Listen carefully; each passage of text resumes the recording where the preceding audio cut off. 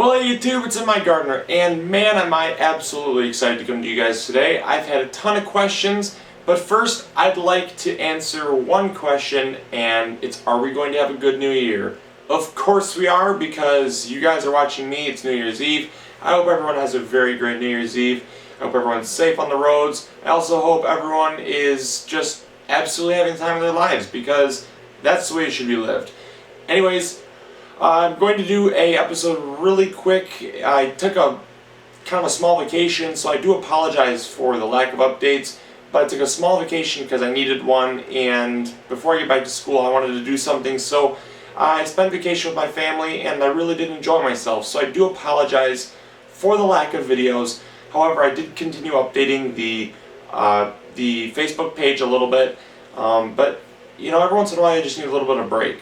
So I actually decided I was going to do something with transplanting, and a lot of people have been asking me, what is the best soil to use when starting your plants?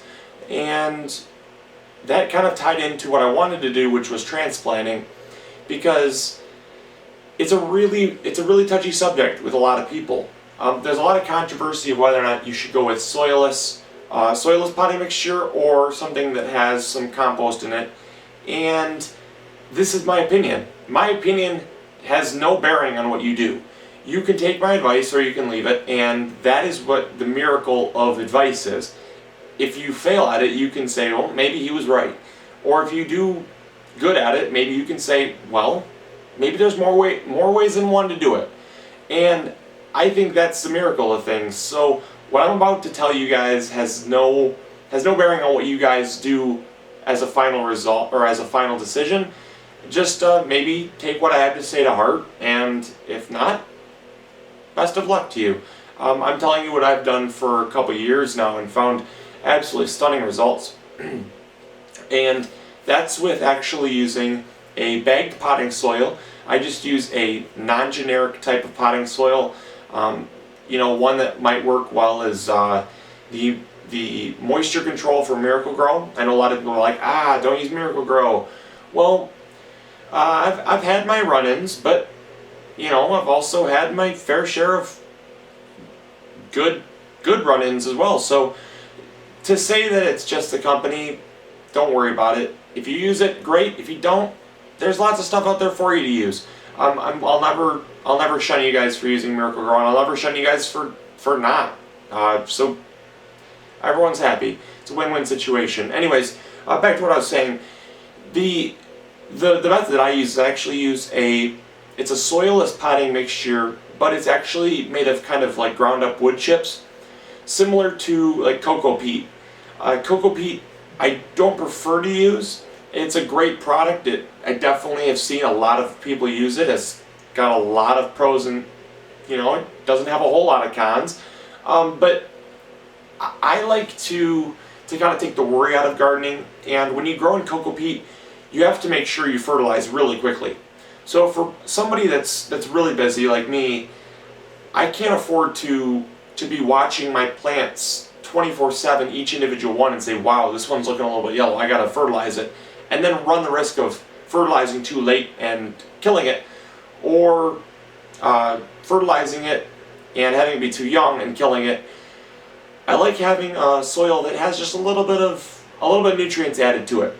And a lot of these potting soils, the potting soil I use is just called K-Grow, and it's just a generic brand I get from, I think, Kmart. But yeah, I mean, really any potting soil you use will say feeds plants up to 3 months, feeds plants up to 5 months, or whatever.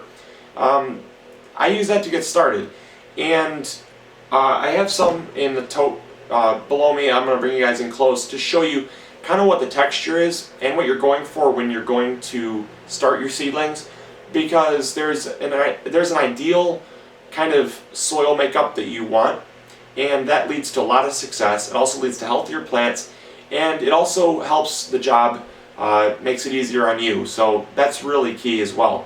So I'm going to bring you guys in close. I'm going to show you the soil that I use and kind of some pros that it has to help you out, and maybe kind of clarify some of the questions that you guys have been asking, because I'm serious.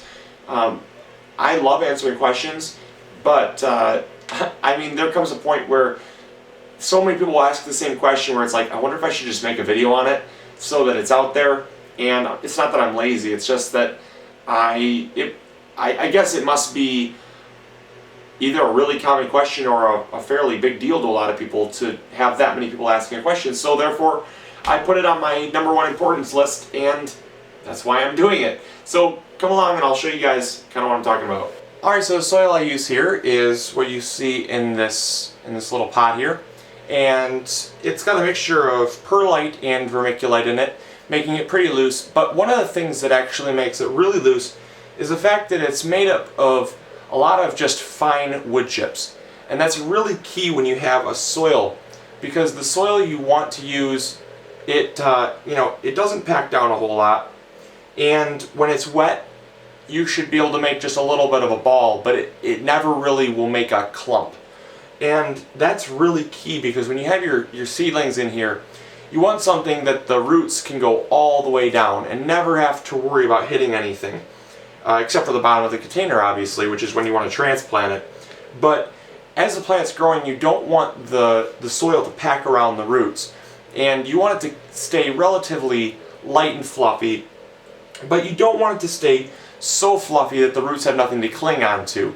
So that's why I choose this mixture, because I find that there's enough kind of big clumps in here that it adds nice air pockets, but it's also small enough that it doesn't pack down, and it's just kind of loose and fluffy, and it's really worked great for me over the years. I've used this for about 3 years now, and it's done just amazing for me. And it's actually got just a little bit of composted leaf matter, and it's just kind of, it's got a little bit of the byproduct of the forestry industry, and I think it's a great way to recycle stuff that would normally go bad. This is just a byproduct, and I really do like byproducts.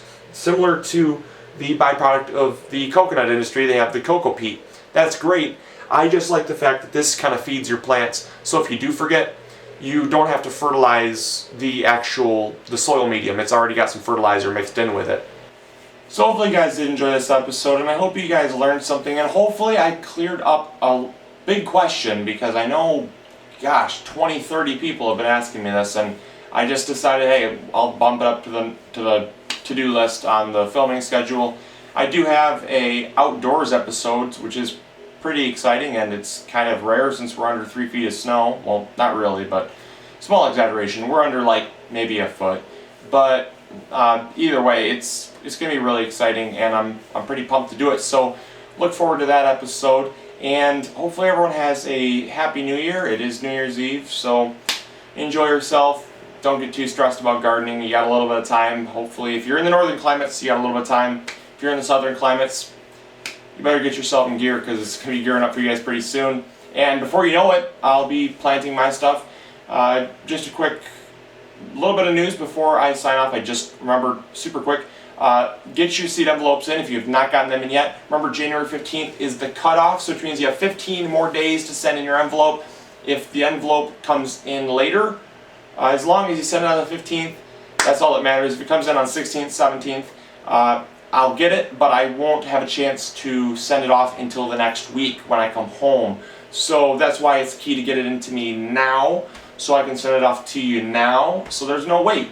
So that's all I got for you guys today. Hopefully you guys enjoyed this episode, and again, sorry for the absence of videos, but they'll be coming up regularly again. I just needed that little bit of vacation time. So I'll catch you guys later, and as always, this is MIgardener reminding you to grow big or go home.